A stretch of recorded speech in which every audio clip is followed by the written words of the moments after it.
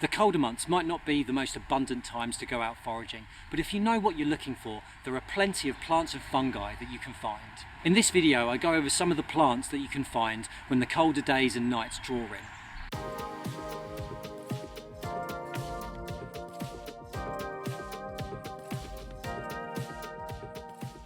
Over here you've got three-cornered leek.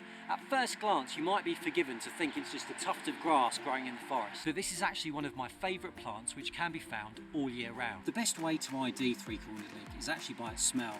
If you break off a leaf and smell it, you'll get a real sense of oniony smell to it. It's very similar to wild garlic, but you don't really get any wild garlic at this time of year. Also, the leaves look very different. One of the ways that you can ID the leaves is that they have a bit of a ridge on the back of them, a bit of a low V shape if you look at it from this angle there. In the springtime, another defining ID is actually the stem which comes up from the middle. What you'll find is that it has three corners, i.e. the name three-cornered leek. The only other plant that really looks very similar to this is actually few-flowered garlic, which does have similar leaves, and that's also edible, so don't worry too much if you get the wrong one. But in the springtime, the stem will look different, and also the flowers will look different. For three-cornered leek, the flowers will have a distinct green line from the white petal. It's primarily the leaves you want to harvest of this plant. I use it in soups, salads, and I also really like it on cheese on toast. Over here we've got a cluster of wood avens. This is actually a really common weed across the UK. You can find it in most hedgerows.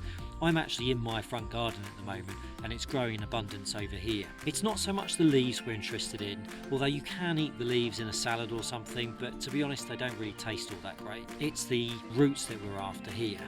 These actually contain the same compound as cloves, which is eugenol, which give them a really clovey flavour, so they go great in soups and things like that. In order to identify them, you can look at the leaves. So as you can see here, they're quite lobed, very much like a strawberry leaf if you look at it, but the distinctive factor is the fact that it's got these opposite leaves down the stem there, which hopefully you can see there.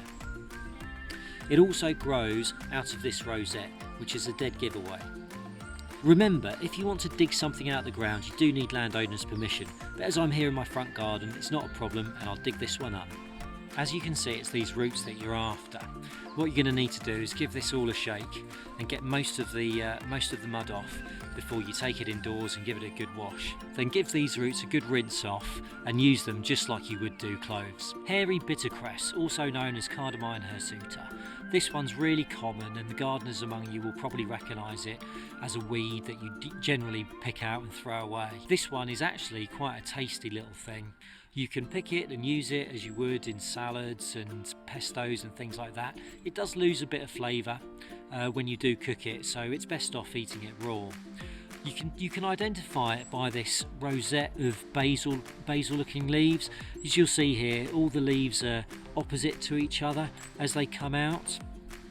As it gets older, you get these shoots that spring up, and this one here, which has overtaken an old plant pot, I don't know how well you can see that, but you can see what are the remains of the seed pods and also the flowers here. So if this was a few weeks earlier, this was covered in white little leaves. In this plant pot here, it's really taken over. Really, once it gets into your garden, it really does spread. Another great find is garlic mustard, also known as Jack by the Hedge. It's biennial, which means it's got a 2-year growth cycle. In its first year, it grows from a rosette in the ground, so all the shoots come up from the middle, and all the leaves are this heart-shaped. In the second year, it shoots up from the middle. The leaves on the stem actually take more of an arrow shape. The best way to know if you've got garlic mustard or not is to actually take one of the leaves, crush it, and give it a whiff. You should get a really nice smell of garlic. I like this one just to add some flavour to some salads. Another one of my favourites is yarrow, mainly for its medicinal benefits, but you can throw it into a salad to give it some flavour, etc. I recently made another video on its medicinal benefits, but if you want to identify it this time of year, most of the specimens have done flowering, etc. So you identify it by its leaves, which are these the feather-like leaves here. So you just grab some of them and throw them in a salad and you're good to go. One of my favourites, the good old stinging nettle. I actually use this all year round. It's great in soups, it's great for teas, and it's really good for you. It's packed full of vitamin C, and you usually find it all year round.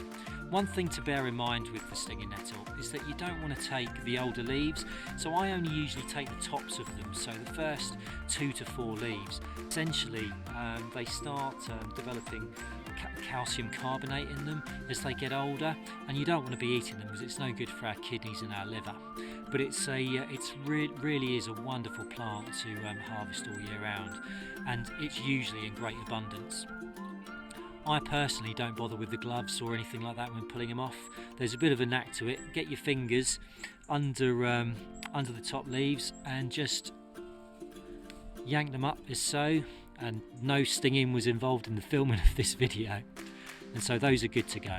And over here we've got ground ivy. I've also made a video about the medicinal benefits of these, but again you can throw these onto a salad and have something to munch on. You usually find this time of year as well. It's quite a distinctive taste. I quite like it, other people don't. To me it tastes quite medicinal is the way that I would describe it. It's a good plant to know about and one to harvest when you need it. So those are some of the plants that you can find in the winter time. There are plenty others though, like dandelion roots, horseradish roots, burdock roots, and in the mushroom world you can get things like turkey tails, velvet shanks, and also wood and field bluets, and plenty of others too. If you enjoyed this video, please do give it a thumbs up and do subscribe if you'd like to see more.